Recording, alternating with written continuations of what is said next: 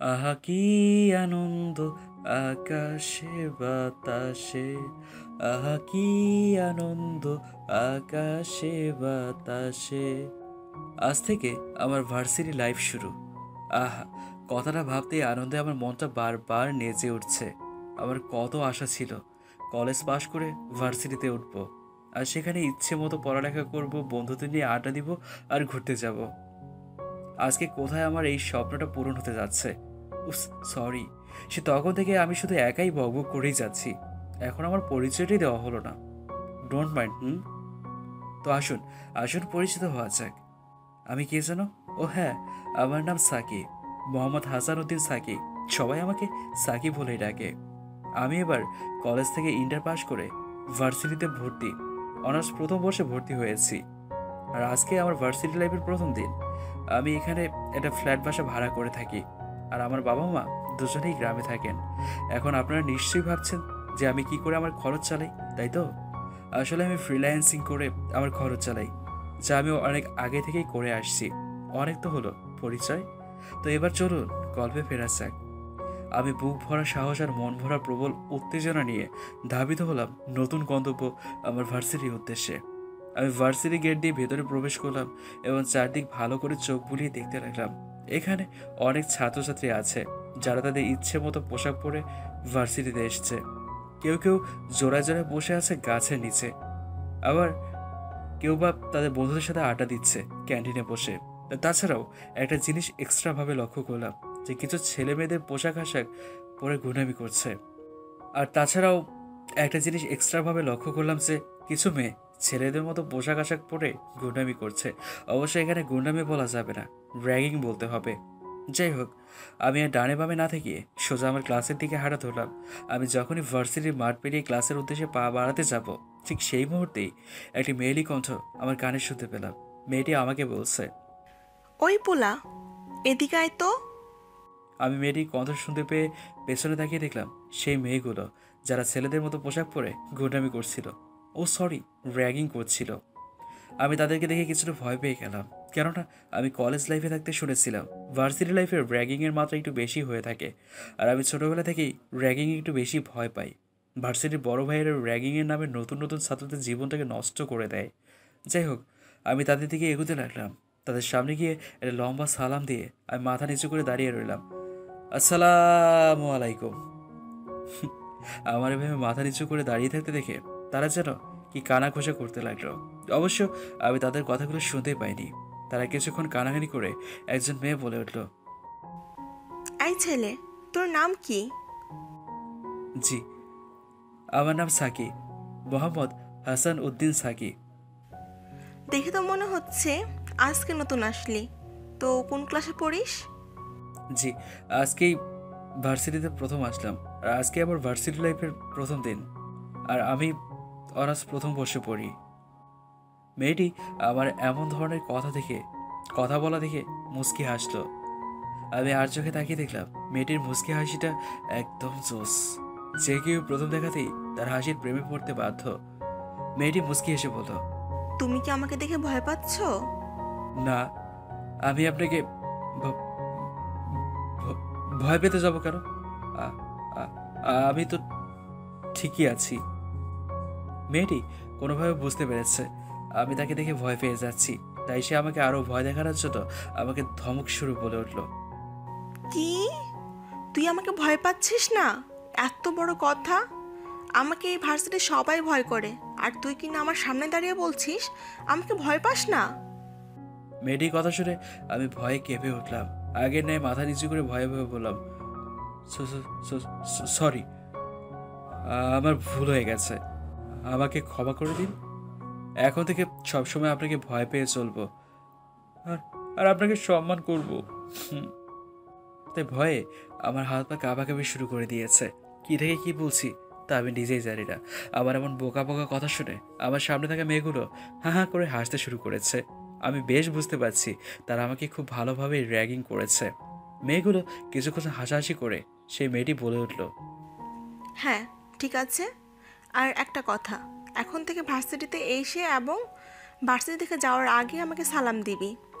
কথাটা যেন তোর মনে থাকে, ওকে? আমি মেয়েটির কথায় মাথাসূচক হ্যাঁ নাড়িয়ে ভয়ে ভয়ে বললাম, আচ্ছা আপু, আ- আ- আমি কি আমি কি এখন আমার ক্লাসে যেতে পারি? মেয়েটি হয়তো আমার মনের অবস্থা বুঝতে পেরেছে, তাই আমার প্রতি একটু সদয় হয়ে আমাকে যাওয়ার অনুমতি দিল। আমি যাওয়ার অনুমতি পাওয়ার সঙ্গে সঙ্গেই এক প্রকার দৌড়ে আমার ক্লাসের রুমে প্রবেশ করলাম। আমাকে এভাবে দৌড়ে আসতে দেখে মেয়েগুলো আবারও উচ্চস্বরে হাসতে শুরু করলো। আমি চলে যাওয়ার পর তারা একে অপরকে বলতে লাগলো, আচ্ছা, সেটা কি সত্যি এমন, নাকি সে অ্যাক্টিং করছে? কোনটা? তবে যাই বলিস না কেন, ছেলেটা কিন্তু আসলে অনেক কিউট। মনে হচ্ছিল তাকে নিয়ে দূরে কোথাও পালিয়ে যায়।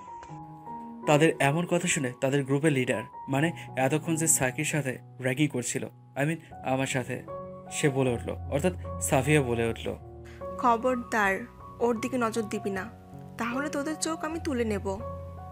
সাফিয়ার কথা শুনে সবাই ওকে বস বলে চুপ হয়ে গেল। কিছুক্ষণ নীরবতা পালন করে সাফিয়া সবার উদ্দেশ্যে বলল, আমি আজকের মধ্যে ওই ছেলে নারী নক্ষত্র সব কিছুই চাই। সাফিয়ার কথা শেষ করতেই তার পাশে একটি মেয়ে বলে উঠল, ছেলেটির নাম সাকি, সেটা তো তুই জানিসই। ছেলেটা আমাদের ভার্সিটির পাশে একটা ফ্ল্যাট বাসা ভাড়া করে থাকে, আর তার বাবা মা সবাই গ্রামে থাকে। ছেলেটা ছোটবেলা থেকেই নিজের খরচ নিজেই চালায় ফ্রিল্যান্সিং করে। তবে ছেলেটির সবচেয়ে ভালো গুণ হচ্ছে সে মেয়েদের অনেক সম্মান করে। আবার তোর জন্য খারাপ কথা হলো, সে মেয়েদের সাথে কথা বলা তো দূরের কথা, তাদের দিকে ফিরেও তাকায় না। এখন তুই তাকে বলতে পারিস ছেলেটা অনেক ভাব দেখায়, আসলে না, ছেলেটা ছোটবেলা থেকেই এমন। সে ছোটবেলা থেকেই মেয়েদের সাথে কম কথা বলে এবং কম মিশে। মেয়েটির কথা শেষ হতেই সাফিয়া সহ বাকিরা অবাক হয়ে তার দিকে তাকিয়ে রইল। সাফিয়া অবাক হয়ে মেয়েটিকে জিজ্ঞেস করলো, তুই ওই ছেলের ব্যাপারে এত কিছু জানলি কি ভাবে? সত্যি করে বলবি কিন্তু। সাফিয়ার কথা শুনে মেয়েটি ফিক করে হেসে দিয়ে বলল, আরে ভয় পাস না, আমি ওর উপর লাইন মারার চেষ্টা করছি না। আসলে সে সপ্তাহখানেক আগে আমাকে একটা বড় সাহায্য করেছিল। তোদের কথা বলেছিলাম না, আমার বাবা অ্যাক্সিডেন্ট করে হাসপাতালে ভর্তি হয়েছিল, তখন তার রক্তের খুব প্রয়োজন ছিল। এই ছেলেটা সেই দিন আমার বাবাকে রক্ত দিয়ে অনেক সাহায্য করেছিল, তাই আর কি একটু কৌতূহল হচ্ছিলাম, তাই আমি তার বিষয়ে খোঁজ খবর নিই আর কি। আর ছেলেটি আমাকে বড় আপু বলেই ডাকে, আর আমি এই জন্যই তোদের ওইখান থেকে একটু দূরে সরে গিয়েছিলাম, কারণ ছেলেটা যদি আমাকে তোদের সাথে এইভাবে দেখতো তাহলে আমাকে নিয়ে ভ্রান্ত ধারণা তৈরি হতো তার মনে। কথা শেষ হতেই সাফিয়া মেয়েটিকে জড়িয়ে ধরে বলল, থ্যাংক ইউ আমার গুলোমুলো দোস্ত, সাকিবের ব্যাপারে এত কিছু বলার জন্য। আর হ্যাঁ, তোরা বলতি না যে আমি কেন প্রেম করছি না, তাহলে শোন, আমি এতদিন সাকিবের মতনই কিউট একটা ছেলের জন্য অপেক্ষা করছিলাম, আর এতদিন পর আমার অপেক্ষার অবসান ঘটিয়ে তার আগমন হয়েছে আমার জীবনে। খুব জলদি তোরা তোদের দুলাভাই দিতে যাচ্ছিস। আর হ্যাঁ, তোরা কিন্তু আমাকে সম্পূর্ণ সাপোর্ট করবি সাকিবকে তোর দুলাভাই বানাতে। কি পারবি তো? সাফিয়া কথা শেষ করতেই তার সব বান্ধবীরা সাফিয়াকে বলল তারা সব সময় তার পাশে ছিল আর পাশে থাকবে। এভাবে দেখতে দেখতেই কিছুদিন কেটে গেল। আমি বেশ কয়েকদিন যাবৎ খেয়াল করছি সাফিয়া নামের মেয়েটি দিনকে দিন আমার উপরে অধিকার খাটানোর চেষ্টা করছে। সে এমনটা কেন করছে বুঝতে পারছি না। সে আমার সিনিয়র হওয়ার জন্য তার উপর কথাও বলতে পারি না, কিছু বলতে চাই তাহলে আমার প্রতি উত্তরে শুধু একটাই কথা বলে, সে আমার সিনিয়র, আর প্রত্যেক জুনিয়রের উচিত সিনিয়রদের সব কথা মানা এবং তাদেরকে সম্মান করা। আচ্ছা, আমি না হয় সেটা বুঝলাম, কিন্তু সিনিয়র মেয়েদের তো আপু বলে সম্বোধন করতে হয়। কিন্তু আমি যদি সাফিয়াকে আপু বলি, সে রেগে মেগে একদম ফায়ার হয়ে যায়। কেন এমন করে বুঝতেই পারছি না, সব যেন আমার মাথার উপর দিয়ে যায়। তার এই অত্যাচারগুলো আমি সহ্য করতে পারছি না, আবার কিছু বলতেও পারছি না। সব মিলিয়ে আমি একটা প্যারার মধ্যে আছি।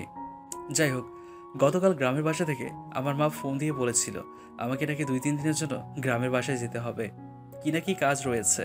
তাই আমি গ্রামের বাসায় যাওয়ার জন্য আমার দরকারি জিনিসপত্রগুলো প্যাক করে রাতের গাড়ি ধরে গ্রামের বাসার উদ্দেশ্যে রওনা হলাম।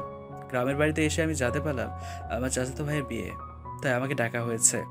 আমিও কোমরে গামছা বেঁধে বিয়ের অনুষ্ঠানের জন্য কাজ শুরু করে দিলাম। আর গ্রামের বাড়িতে এই বিয়ে কেমন হয় তা আশা করি আপনাদেরকে আর খুলে বলতে হবে না। আমি এদিকে বিয়ের কাজ করছি, আর দেখতে দেখতে 4 দিন হয়ে গেল। অন্যদিকে ভার্সিটিতে সাফিয়া আপু আমাকে গত 4 দিন ধরে দেখতে না পেয়ে কেমন পাগলের মতো হয়ে গেছে। সে মনে করেছে আমার সাথে জোর খাটায় দেখেই আমি আর ভার্সিটিতে আসি না। সে আমাকে দেখতে না পেয়ে দিনকে দিন মন থেকে অনেক ভেঙে পড়ে আর সারা রাত কান্না করে। তাছাড়া সাফিয়া আপু আমাকে অনেকবার কল করেছিল, কিন্তু বিয়ের কাজের জন্য আমি আমার ফোন বন্ধ করে রেখেছিলাম যাতে কেউ আমাকে ডিস্টার্ব করতে না পারে। সাফিয়া তার বান্ধবীদেরকে অনেকবার আমার খোঁজ করার জন্য পাঠিয়েছিল, কিন্তু বারবার নিরাশ হয়ে আবারও সাফিয়া আপুর কাছে ফিরে আসে। এভাবেই কেটে যায় 7টা দিন। আমি 7 দিন পর গ্রামের বাসা থেকে আবারও ঢাকায় আসলাম। আজ ভেবেছিলাম যে ভার্সিটিতে যাব, কিন্তু শরীরটা বেশি একটা ভালো না থাকার কারণে আমি আর গেলাম না। আমি আমার ফ্ল্যাটের বাসায় এসে বিছানায় গায়ে এলিয়ে দিয়ে সুন্দর একটা ঘুম দিয়ে নিজেকে একদম ফ্রেশ করে নিলাম। রাতের বেলা আমার মোবাইল ফোন ওপেন করতেই আমি যেন আকাশ থেকে পড়লাম, কারণ সোফিয়া আপুর নম্বর থেকে 1000+ মিসড কল আমার ফোনের স্ক্রিনে শো করছে। আমি তো ভয়ে একদম শেষ, কারণ আমি জানি সাফিয়া আপু এতবার ফোন করেছে মানে আমার উপর দিয়ে আগামীকাল ঝড় যেতে পারে। আমি ভয়ে ভয়ে ফোনটা আবারও বন্ধ করে ঘুমানোর চেষ্টা করলাম, কিন্তু আগামীকাল কি হবে সেটার কথা চিন্তা করতে করতে আর তেমন একটা ঘুম হয়নি। তাই সকালে একটু দেরি করে ভার্সিটিতে প্রবেশ করলাম। আমি প্রবেশ করতেই কোত্থেকে যেন সাফিয়া আপু হন্তদন্ত হয়ে আমার সামনে এসে আমাকে টেনে একটা বন্ধ ক্লাসরুমে নিয়ে গিয়ে দরজা আটকে দিয়ে আমার সামনে হাজির হলো। আমি সাফিয়া আপুর এমন কার্যক্রম দেখে ভয়ে কলিজায় পানি শুকিয়ে গেছে। আমি কি বলবো সেটা বুঝতে পারছি না। আমি ভয়ে ভয়ে আর চোখে সাফিয়া আপুর দিকে তাকিয়ে দেখতে পেলাম তার চোখ দুটো টকটকে লাল বর্ণ ধারণ করে আছে এবং চোখগুলো অস্বাভাবিক রকমভাবে ফুলে আছে। চোখের নিচে কালো দাগ পড়ে আছে। তাছাড়া সাফিয়া আপু আগের চেয়ে অনেক শুকিয়ে গেছে। তাকে দেখে মনে হচ্ছে যে গত 1 সপ্তাহ ধরে তেমন শরীরের যত্ন নেয় না, শুধু দিন রাত কান্না করে। আমি ভয়ে ভয়ে সাফিয়া আপুকে জিজ্ঞেস করলাম, আপু আপনাকে এমন দেখাচ্ছে কেন? আপনি কি? ব্যাস আমি আর কিচ্ছু বলতে পারলাম না। তার আগেই সাফিয়া আপু আমার উপর ঝাঁপিয়ে পড়লো। সে আমাকে ধাক্কা দিয়ে দেয়ালের সাথে মিশিয়ে 4 ঠোঁট এক করে দিল। আমি সাফিয়ার পোড়ামন কর্মকাণ্ডে একদম থতমত হয়ে দাঁড়িয়ে রইলাম। দীর্ঘ সময় পর সাফিয়া আপু আমার ঠোঁট ছেড়ে দিয়ে আমার কপালের সাথে কপাল ঠেকিয়ে বড় বড় নিঃশ্বাস নিয়ে বলল, আমি তোকে কতবার বলছি যে তুই আমাকে আপু ডাকবি না, কারণ আমি তোর আপু নই, বরং আমি তোর বউ হতে চাই। আমি সাফিয়া আপুর কথার উত্তরে কি বলবো বা আমার কি বলা উচিত আমি কিছুই বুঝতে পারছি না। আমি শুধু সাফিয়া আপুর দিকে হা করে তাকিয়ে আছি। আবার এইভাবে হা করে তাকিয়ে থাকা দেখে সাফিয়া আপু আমাকে হালকা করে ধাক্কা দিয়ে বলল, এই তুই এইভাবে আমার দিকে তাকিয়ে আছিস কেন? কিছু তো বল। তোর এইভাবে চুপ থাকা যে আমাকে অনেক কষ্ট দেয়। প্লিজ তুই আমাকে আপন করে নে। আমি কোনোদিনও তোকে কষ্ট পেতে দিব না। আমার ভালোবাসা দিয়ে তোকে আমি সর্বদা সবসময় সুখে রাখার চেষ্টা করব। এই সাফিয়া কোনোদিন কোনো ছেলের দিকে ফিরে তাকায়নি, শুধু তোর মতন ছেলের অপেক্ষা করেছিলাম বলেই। প্লিজ আমাকে তুই ফিরিয়ে দিস না, না হলে আমি মরেই যাব। সাফিয়ার মুখে মরে যাওয়া শব্দটি শোনার সাথে সাথেই আমার বুকের বাঁ পাশে কেমন যেন একটা মোচড় দিয়ে উঠল। আমি সাথে সাথেই তার গালে ঠাটিয়ে একটা চড় মেরে তাকে আমার বুকের সাথে চেপে ধরলাম। আমাকে এমনভাবে রিয়্যাক্ট করতে দেখে সাফিয়া প্রথমে হতভম্ব হয়ে গিয়েছিল। পরে যখন ব্যাপারটা বুঝতে পারলো যে তার সাথে কি হচ্ছে, তখন সেও আমাকে খুব শক্ত করে জড়িয়ে ধরলো। তাকে দেখে মনে হচ্ছে যেন সে আমার বুকের মধ্যে ঢুকে যেতে চাইছে। যাই হোক, আপনারা নিশ্চয়ই বুঝতে পারছেন না আমার এমন কর্মকাণ্ডের কারণ। আসলে আমি যে কখন নিজের অজান্তে আমার সিনিয়র গুন্ডি আপুকে ভালোবেসে ফেলেছি তা আমি বুঝতেই পারিনি। আমি বুঝতে পেরেছি তখন যখন আমি তাকে ছাড়া 7টা দিন একা একা কাটিয়েছি। প্রতিটা মুহূর্তে যেন আমাকে তার একাকিত্ব কুরে কুরে খেয়েছিল। আমি মনে মনে সিদ্ধান্ত নিয়েছিলাম যে আজকে গিয়ে তাকে প্রপোজ করব, কিন্তু এখানে এসে তো আমি নিজেই সারপ্রাইজড হয়ে গিয়েছি ম্যান। যাই হোক, এরপর কি হবে তা আশা করি আপনাদেরকে আলাদা করে বলতে হবে না। শুধু আমাদের জন্য দোয়া করবেন যাতে আমরা সব সময় একে অন্যকে এভাবেই ভালোবেসে বাকিটা জীবন কাটিয়ে দিতে পারি।